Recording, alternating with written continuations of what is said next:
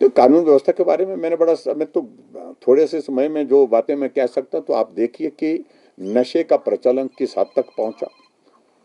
नशा कहीं बॉर्डर के इलाके में होता था किसी जमाने में, आज नशा जाकर के दूर ग्रामीण क्षेत्रों में, उन इलाकों में पहुंच गया जहां आदमी का पहुंचना मुश्किल है। एसटीएफ जो है कॉन्स्टिट्यूट प्रदेश सरकार ने की है। एसटीएफ के जो कर्मचारी, पुलिस के ही कर्मचारी जो सरकार ने बनाई है नशे को रोकने के लिए, वो नशे के उस धंधे में संलिप्त पाए जाते हैं, उनके खिलाफ कार्रवाई करते हैं। तो इससे बड़ा और क्या संदेश। गोलियां चल रही हैं, लोगों की जिंदगी जा रही है, नौजवान चिट्टा का सेवन करने के बाद चौक चौराहे पर मर रहे हैं, लोगों को, बच्चों को किडनैप किया जा रहा है, आत्महत्याएं बढ़ रही हैं। तो इस तरह की घटनाएं बढ़ने के बाद जो है कानून व्यवस्था इस देवभूमि में, हिमाचल प्रदेश में, हम सब के लिए चिंता का विषय बन गया। पेट्रोल पे 10 एक्साइज ड्यूटी कम की है सर, 10 रुपए पेट्रोल। मैं प्रधानमंत्री नरेंद्र मोदी जी के इस फैसले का अभिनंदन करता हूं, जो मिडिल ईस्ट में जो वॉर के कारण, युद्ध के कारण एक सिचुएशन बनी है और जिसमें तेल की आपूर्ति में भी कई तरह की कठिनाई आ रही है। कठिनाई के साथ तेल के दाम बढ़ने में भी बहुत सारा ऐसा लग रहा है कि बढ़ सकती हैं कीमतें। एक तो उपलब्धता तेल की सुनिश्चित करने के लिए कदम उठाए गए हैं, लेकिन उसके साथ साथ में जो तेल की कीमत में जो कमी की है, डीजल पर तो 10 से 0 कर दिया गया है, 10 रुपये से प्रति लीटर के हिसाब से जो उसको 0 कर दिया गया है। और जो 13 रुपये शायद इस पे लगता था, पेट्रोल पे लगता था। हाँ जी, 10 रुपये पेट्रोल पर 0 किया है। 10 रुपये जो पेट्रोल पर लगता था वो 0 हुआ है। 13 से 10 10 से 0 हुआ, एग्जैक्टली वही मैं बोल रहा था, जो मैं शुरू में बोल रहा था वही। मेरा पक्ष ठीक था भाई, मैं सही बोल रहा था। तो बिल्कुल वही बात मैं कह रहा हूँ, 10 से 0 डीजल पर किया है और 13 से 3 जो है वो पेट्रोल पर किया है। इस बात को इस तरह से लिया जाओ। मैं प्रधानमंत्री जी के इस फैसले का अभिनंदन करता हूँ, स्वागत करता हूँ और उनका धन्यवाद करता हूँ। और मैं उम्मीद करता हूँ कि प्रदेश सरकार जो एक्ट लाई है यहाँ विधानसभा के अंदर, जो विडो सेस और ऑर्फन सेस लगाने की जो बात करिए, उस पर जो पुनः विचार करे, उस पर विचार करने के बाद अभी जल्दबाजी ना करे। और हिमाचल प्रदेश के अगर यहाँ पर डीजल और पेट्रोल की कीमतें बढ़ती है तो उसका इम्पैक्ट पूरे प्रदेश के लोगों के ऊपर आता है, गरीब लोगों के ऊपर भी आता है, कोई अछूता नहीं रह जाता है। ये मैं कहना चाहता हूँ और प्रधानमंत्री जी के इस फैसले का अभिनंदन करते हुए उनका आभार व्यक्त करता हूँ। Thank you. कहा कि आप विजिलेंस की जांच के बजाय सिटिंग हाई कोर्ट के जज से इसकी जांच कराएं। और जो ऑडिट की बात कह रहे हैं, ये audit specific Bharatiya Janata party की सरकार के कार्यकाल का क्यों? ये ऑडिट अगर होना चाहिए तो ये होना चाहिए कांग्रेस के अभी तक जो 3.5 साल का कार्यकाल, जब हिमकेयर में हमारे कंपैरिजन में ज्यादा खर्च किया है। ये बात अलग है कि पेंडेंसी है उसमें, तो अभी उसकी भी जांच की जाए, तो ये भी हम उनसे कहना चाहते हैं। और दूसरी बात, जब अभी तक 1100 करोड़ रुपए की पेमेंट ही नहीं हुई है, तो 1100 करोड़ रुपए का घोटाला कैसे हुआ? ना हमारी सरकार में और कांग्रेस की सरकार के दोनों को मिला करके भी इतना अमाउंट अभी तक पेमेंट का जारी नहीं हुआ है। तो इसलिए मुख्यमंत्री जी से मैं एक ही बात कहना चाहता हूं कि आप स्टूडेंट पॉलिटिक्स की तरह समर हिल के चौक पर भाषण नहीं दे रहे हैं, आप इस विधानसभा के अंदर बोल रहे हैं, माननीय सदन के अंदर बोल रहे हैं। जिम्मेवारी के साथ बात कहिए और इस प्रकार से निर्लज होकर के, बेशर्म होकर के झूठ बोलना बंद करिए। आज जब हमने इस सारी बात को लेकर के पूरे प्रश्नकाल के अंतर्गत जो है अपनी वहां पर अपने प्रश्न छोड़ करके इसी विषय पर अपनी बात करनी चाहिए थी।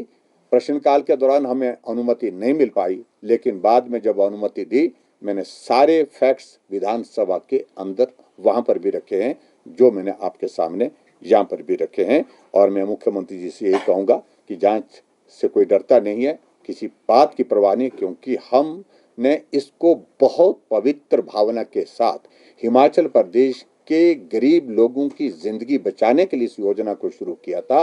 हमारा मकसद वो काफी हद तक उसमें सफल हुआ है और आप उन गरीब लोगों की जिंदगी को बर्बाद कर रहे हैं जो अपना इलाज अपनी गरीबी के कारण करने में सक्षम नहीं हो पा रहे हैं। Thank you. मुख्यमंत्री में ये बात सामने आई है कि बिल ऐसे बनाए गए जिसमें मर्दों की बच्चे लाने के भी ऑपरेशन किए गए। और देखिए, ऐसा कोई है तो उनके खिलाफ स्पेसिफिक इस प्रकार का होगा तो उनके खिलाफ कार्रवाई करिए। हम कहाँ बोल रहे हैं, हम तो पहले दिन से बोल रहे हैं जिनके खिलाफ कार्रवाई करनी है आप करिए, लेकिन उनके खिलाफ कार्रवाई करिए। योजना को बंद मत करिए, योजना को स्टार मत करिए, क्योंकि गरीब लोगों को बहुत बड़ा सहारा है ये, जिससे उनको जिंदगी बचाने का रास्ता निकल आया है और हिम केयर के माध्यम से। और मुख्यमंत्री इस योजना को सिर्फ राजनीतिक भावना के साथ जो है इसको बंद करने के लिए आगे बढ़ रहे हैं, जो दुर्भाग्यपूर्ण है। सीएम ने सर इसमें 120 करोड़ कहा, आरकेएस भी जोड़ दिया कि इंटरनल ऑडिट में चौंकाने वाले तथ्य आए। पहले 100 करोड़ कहा, फिर 120 करोड़। इसलिए मुख्यमंत्री जी की बात पर भरोसा करना ही कठिन है। ना प्रदेश करता है भरोसा, ना उनके साथी करते हैं, ना हम करते हैं, क्योंकि वो आज कुछ बोलेंगे, सुबह कुछ बोलेंगे, शाम को कुछ बोलेंगे, शाम को कुछ बोलेंगे, सुबह को कुछ और बोलेंगे। तो इसलिए उनकी बातों पर भरोसे की बात तो है ही नहीं। लेकिन हम ये कह रहे हैं कि जांच करिए तो पूरे अपने कार्यकाल की भी जांच करिए, ताकि जो है इसको ठीक करने की दृष्टि से अगर आपको लगता है कि कुछ कदम उठाने की आवश्यकता है आप करिए, लेकिन योजना को बंद करने का बहाना ढूंढ रहे हैं। और इसलिए ये मनगढ़ंत आरोप, कभी 100 करोड़, कभी 120 करोड़, कभी 1100 करोड़ रुपए की बातें कह रहे हैं।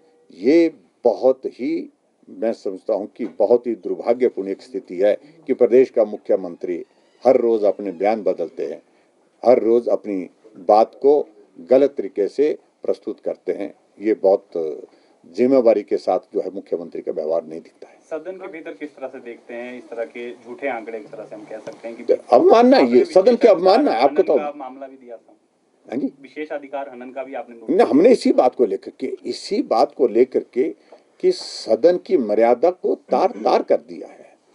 जब मुख्यमंत्री सदन के अंदर बोलते हैं, वो सदन का कोई सदस्य कोई बोले तो उसमें कोई त्रुटि रह जाए तो उसको ठीक करने के लिए बोलते हैं, नहीं भाई आंकड़े ये नहीं है, ये आंकड़े हैं। अब यहाँ उल्टा ये हो रहा है कि सदन के अंदर मुख्यमंत्री जो दे रहे हैं आंकड़े, वो हम करेक्ट करने के लिए खड़े होकर के विवश हो रहे हैं कि आंकड़े ये नहीं, ये है। इसलिए सदन को गुमराह करना, ये मर्यादा सदन की जो है, गरिमा सदन की तार तार हुई है, ये बहुत ही दुर्भाग्यपूर्ण है। लगभग 4 लाख लोगों का इलाज हिम केयर के माध्यम से हुआ और 441 करोड़ रुपए खर्च उस पे हुआ। लगभग 11,000 एक मरीज के इलाज पर खर्च हुआ है, एवरेज के हिसाब से मैं कहूँ। और जो वर्तमान सरकार, जिनका 3.5 साल का कार्यकाल वो भी पूरा होने को है, सुखू जी की सरकार यानी कि कांग्रेस की सरकार में 7 लाख से ज्यादा, 7,07,000 लोगों का जो है इसमें लाभार्थी यानी कि उनका इलाज हुआ और उसमें खर्च होने की बात कही, 972 करोड़ रुपए खर्च होने की बात उसमें कही गई है उसमें। और प्रति व्यक्ति जो है खर्चा जो है, जितना हमारे समय में हुआ उससे भी ज्यादा खर्चा हुआ। लगभग 14,000 के करीब जो है एक व्यक्ति पर, एक पेशेंट पर खर्च हुआ। और जब भुगतान की बात आई, वर्तमान सरकार में जो भुगतान हुआ है 450 करोड़ रुपए के लगभग भुगतान हुआ है और लगभग इतनी ही राशि 450 करोड़ के लगभग जो है अभी तक जो है पेंडेंसी खड़ी है, जो हिम केयर की पेंडेंसी खड़ी है, जो अभी तक पेमेंट उसकी होनी बाकी है। अब आप अंदाजा लगाइए, हमारी सरकार के अंतर्गत तो है, उनने जवाब जो दिया हुआ 441 करोड़ रुपए खर्च हुआ और उसमें भी कह रहे हैं कि लगभग थोड़ा पैसा अभी तक जो है पेंडेंसी के रूप में रहा, लेकिन 441 करोड़ रुपए खर्च हुआ। तो 1100 करोड़ रुपए का घोटाला कैसे हुआ? इसलिए मैं कह रहा हूं कि जो अखबारों में छपा, मीडिया में पब्लिश हुआ, मीडिया में, सोशल मीडिया में चला, वो ये चला कि 1100 करोड़ रुपए का घोटाला हिम केयर के अंतर्गत हुआ। मैं समझता हूं कि बहुत ही दुर्भाग्यपूर्ण, मीडिया में इस प्रकार से ये तथ्य इस प्रकार से नहीं जाने चाहिए थे। मुख्यमंत्री भले बोले लेकिन उसके बावजूद ये आरोप के रूप में आप बात कहते तो भी बात आती, लेकिन आपके मीडिया के माध्यम से भी ये खबर जो है इस प्रकार से थोड़ी गलत उठी है, जिसके कारण मुझे ऐतराज है व्यक्तिगत रूप से और हमारे साथियों को भी ऐतराज है। अब आप अंदाजा लगाइए, हिमकेयर की जो मीटिंग हुई इस सारे इसको लेकर, जो फाइनेंस सेक्रेटरी की अध्यक्षता में, जिसमें ये उन्होंने एसेस किया कि लगभग 200 करोड़ जो है लगभग प्रति वर्ष खर्चा हिमकेयर पर हो रहा है, और 200 करोड़ रुपए खर्च हो रहा है, तो उसी कारण से जो है हमारा खर्चा जो है लगभग जो है वो 450 करोड़ यानी कि 441 करोड़ रुपए खर्च हुआ जब हमने स्कीम को शुरू करने, क्योंकि बीच में कोविड का दौर रहा। कोविड में हॉस्पिटल बहुत ज्यादा लंबे समय तक बंद भी रहे, जिसके कारण जो हॉस्पिटल में जो है पेशेंट की स्ट्रेंथ जो है वो कम हुई, उसके कारण थोड़ा कम भी आया होगा। लेकिन कुल मिलाकर के 200 का एवरेज लगाया था एक फाइनेंशियल ईयर में, लेकिन 3 साल में सुक्खू जी की सरकार ने खर्च किया जो इस पर जो है वो 972 करोड़ रुपए, जो होना चाहिए था 600 करोड़ के लगभग, 600 करोड़ के लगभग होना चाहिए था 972 करोड़ रुपए। यानी कि जो एवरेज फाइनेंस डिपार्टमेंट ने, जो हेल्थ डिपार्टमेंट ने मिलकर के एक फिगर निकाली थी कि इतना अगर खर्च होता है तो 972 करोड़ रुपए खर्च हुआ 3 साल में, यानी कि हमारे कंपैरिजन में बहुत ज्यादा। क्या मुख्यमंत्री जी इसकी भी जांच करेंगे जो उनके कार्यकाल में पैसा खर्च हुआ? ये भी एक प्रश्न खड़ा होता है और इसकी भी जांच होनी चाहिए, क्योंकि ये पैसा ज्यादा क्यों खर्च हुआ। कारण मुझे जो लगता है कि जो मैंने 2 व्यक्तियों का जिक्र किया, 2 लोग वहां पर हैं जो बहुत सारी चीजों को लेकर के मैनेज करते हैं, हायर साइड में हायर रेट पर मेडिसिन परचेज करके जो है वो सप्लाई करते हैं, उसके कारण ये खर्चा बड़ा है। और ये आरोप मेरा वर्तमान सरकार के ऊपर है, इसकी भी जांच करें।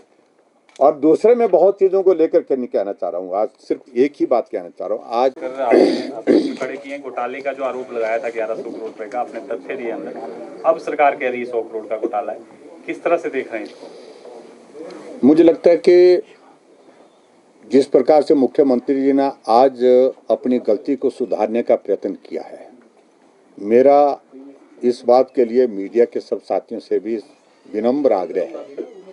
हमारा मीडिया के प्रति बहुत बड़ा सम्मान है, लेकिन जो फैक्ट्स आपको ऐसे लगते हैं कि वेरीफाई करने लायक हैं, तो उनको छापने से पहले वेरीफाई करना चाहिए। मेरा विनम्र निवेदन है आप लोगों के सामने। मैं आज बात कह रहा हूं, मुझे पीड़ा के साथ कह रहा हूं और जिम्मेवारी के साथ कह रहा हूं। हिमकेयर योजना जब हमने 2019 में शुरू की थी, बिल्कुल आयुष्मान के पैटर्न पर हमने इस योजना को शुरू किया था। यानी कि आयुष्मान भारत के अंतर्गत जो कवर होते थे परिवार, उनको आयुष्मान भारत के अंतर्गत कवर करने का प्लान था। लेकिन बहुत सारे लोग हिमाचल प्रदेश में ऐसे थे जो आयुष्मान भारत के अंतर्गत कवर नहीं हो पा रहे थे, उनके लिए हिमकेयर योजना के अंतर्गत 5 लाख रुपए का हेल्थ कवर दिया गया था। और हमको भी इतना उम्मीद नहीं थी कि ये योजना इतनी पॉपुलर होगी, और पॉपुलर होने के साथ साथ में हिमाचल प्रदेश के गरीब लोगों की जिंदगी बचाने में इतनी कारगर होगी, इतनी सार्थक होगी। बहुत बड़ा रजिस्ट्रेशन का दौर शुरू होने के बाद बहुत बड़ी संख्या में जो लोग, गरीब लोग जो अपना इलाज नहीं कर पाते थे, जमीन गिरवी रख करके इलाज करते थे, लोगों से, रिश्तेदारों से उधार लेकर के अपनी जिंदगी को, उस दर्द को कम करने के लिए, इलाज करने के लिए हॉस्पिटल जाते थे विवश होकर के, उनको हिमकेयर के अंतर्गत लाने के बाद बहुत बड़ी मदद मिली। और मैं इस बात को आपके सामने अंदर भी, मैंने आज माननीय सदन के अंदर भी कहा कि जब इस योजना को हमने आगे बढ़ते देखा,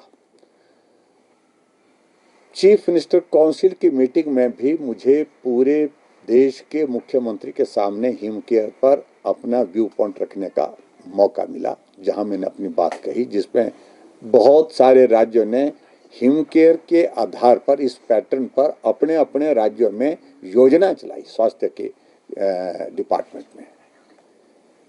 अब जो प्रश्न असली है, हिमाचल प्रदेश में एक तो आर्थिक संकट है, इस बात से मैं सहमत हूं, लेकिन पूर्व सरकार के अच्छे काम को बदनाम करने के लिए एक बहुत बड़ा एक साजिश और षड्यंत्र का काम चल रहा है कि योजना को बंद करने से पहले उस योजना को ही बदनाम करो, योजना को चलाने वालों को बदनाम करो, आरोप लगाओ, कुछ भी लगाओ, मन गढ़ंत आरोप लगाओ, और ताकि लोगों के जहन में, लोगों के दिमाग में छवि खराब हो जाए उस योजना की, उस सरकार की, उस नेतृत्व की जिन्होंने इस योजना को शुरू किया था।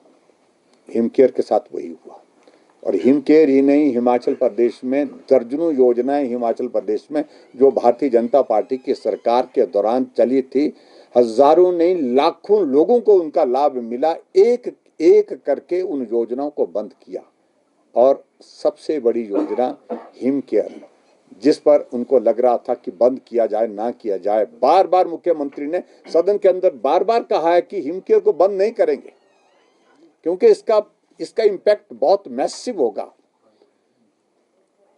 लेकिन अचानक अब 3 दिन पहले कहा कि हम हिमाचल प्रदेश में हिमकेयर को बंद करेंगे और हिमाचल प्रदेश में हेल्थ इंश्योरेंस की कोई नई योजना शुरू करेंगे।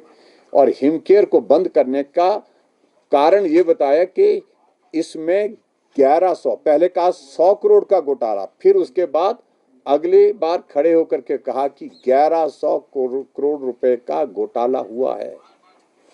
अब आंकड़े आपके सामने आज मैंने सदन के अंदर भी प्रस्तुत किए हैं।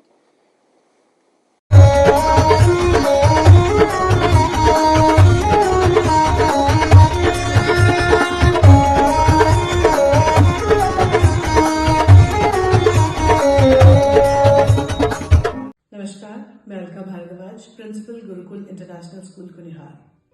गुरुकुल हमेशा से मानता है कि हर बच्चा स्पेशल है और उसमें सीखने की अनलिमिटेड पॉसिबिलिटीज हैं। हमारे पास डेडिकेटेड स्टाफ है जो कि बच्चों को सिर्फ बुकिश नॉलेज ही नहीं देते, बल्कि उनके ओवरऑल डेवलपमेंट पे काम करते हैं और मॉडर्न एजुकेशन टेक्नोलॉजीज के साथ बच्चों को पढ़ाते हुए उन्हें संस्कार भी देते हैं। मैं आपको बताना चाहूंगी कि नेक्स्ट सेशन के लिए एडमिशन शुरू हो चुकी है, जिसमें कि इस बार हम ग्रेड नर्सरी से ग्रेड 1 तक नई एडमिशन पे एडमिशन फीस नहीं ले रहे हैं, और ग्रेड 2 से ग्रेड 10 तक एडमिशन फीस पर 50% की छूट है। ये आपके बच्चे के लिए एक बहुत ही सुनहरा अवसर है। मैं आपसे रिक्वेस्ट करूंगी कि आप आए और एक बार जरूर गुरुकुल इंटरनेशनल स्कूल कुनिहार को विजिट करें। धन्यवाद।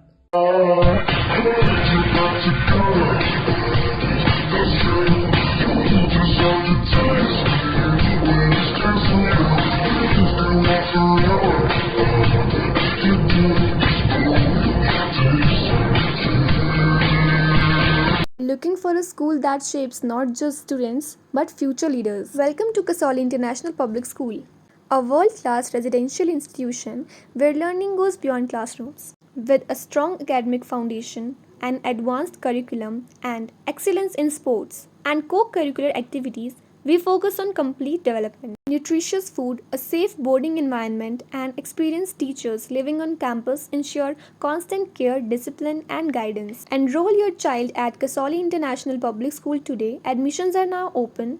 Give your child the future they truly deserve. Thank you.